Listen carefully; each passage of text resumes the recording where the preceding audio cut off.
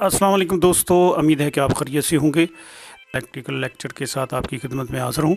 आज का जो लेक्चर है वो पावर फैक्टर के बारे में। और जैसे कि आप जानेंगे, पावर जो है, पावर का मतलब है तवानाई है, ताकत है, और फैक्टर का मतलब होता है शरह या मुनासबत या निस्बत। और इसका मैंने इसी बरकी दौर में इंडक्टेंस और कैपेसिटेंस की वजह से करंट और वोल्टेज में बाहमी फेज़ डिफरेंस कहलाता है, जो दर्जों में बयान किया जाता है। मसलन करंट अपने वोल्टेज से 12 दर्जे आगे या 30 दर्जे पीछे, इन जावियों को पावर फैक्टर कहते हैं। तो पावर फैक्टर जो होता है ये इसके यूनिट नहीं होते, ये इसकी रेंज होती है। यानी एक तरफ लीडिंग होता है। लीडिंग का मतलब है कि आप ऊपर जाना, और लैगिज का मतलब होता है डाउन।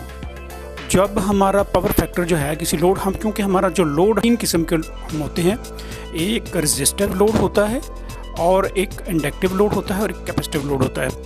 तो जो रेजिस्टिव लोड होता है उसमें इस्त्री, केटल, हीटर वगैरह होता है।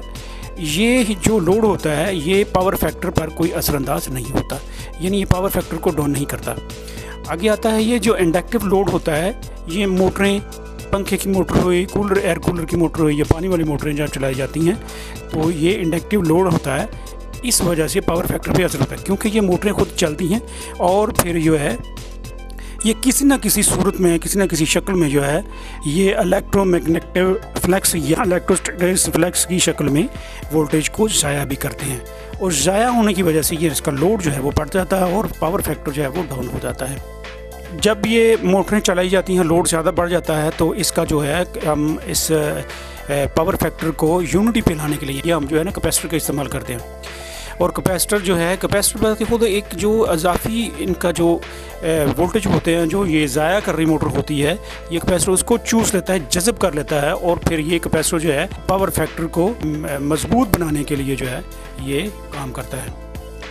इसकी मिसाल के तो हम वापटा से जब लोड लेते हैं ना, जो वो हमें केवीए में देता है। हम सेंक्शन लोड फॉर एग्जांपल लेते हैं 100 केवीए सेंक्शन हमने लोड लिया, और हमारा जो उसके वोल्टेज कितने हैं, वोल्टेज भी हमने 400 वोल्टेज फॉर एग्जांपल है, उसके 400 वोल्टेज 100 केवीए हमने लोड उसका सेंक्शन करवा लिया।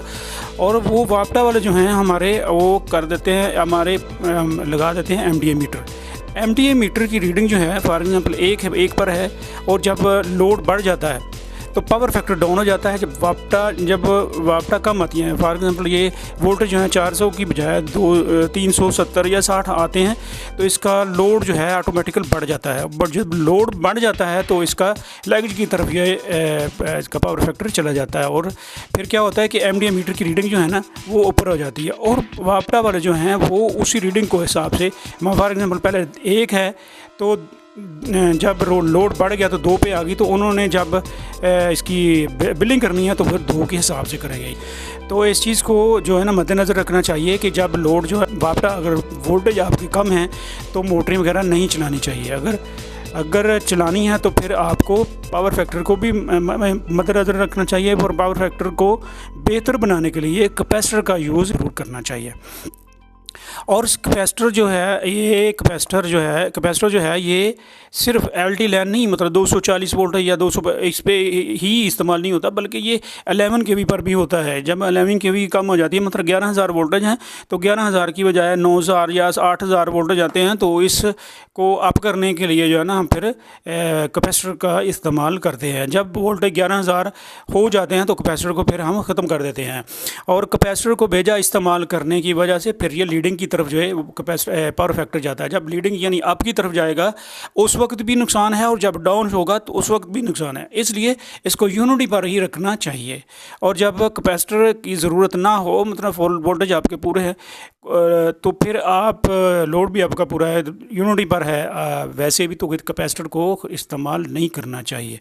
और इसका कुलिया ये होता है कि ये जो हकीकी पावर होती है, रियल पावर बटा इसका जो है ना वो ज़ारी पावर जो होती है, अपरेंट पावर जिसको कहते हैं, उसको बटा कर देते हैं, और इस इक्वल टू जो है ना ये कॉज या पावर फैक्टर आता है। तो उम्मीद है कि मेरे दोस्तों आपको मेरे लेक्चर की पूरी तरह समझ आ गई होगी।